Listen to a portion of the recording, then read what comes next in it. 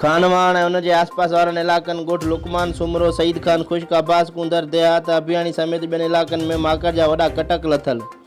माकड़ वोण कमनि समेत ॿिया फ़सुल अंबनि लीमनि जा बाग़ भाॼियूं ऐं गाह खाई नास करण लॻी। आबादगार धुओं करे ऐं टीन दॿा वॼाए माकड़ भॼाइण में मसरूफ़।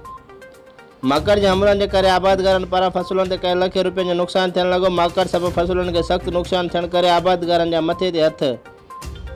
ज़राअत खाते पारां हिन वक़्त ताईं खानवाण ऐं उन जे पसगरदाई में को बि माकड़ मार स्प्रे न थी सघियो। आबादगारनि पारां सिंध हुकूमत ज़राअत खाते DC नौशरो फिरोज़ खां फौरी तौर ते इलाइक़े में माकड़ मार स्प्रे कराइण जो मुतालबो पिणु कयो वियो आहे।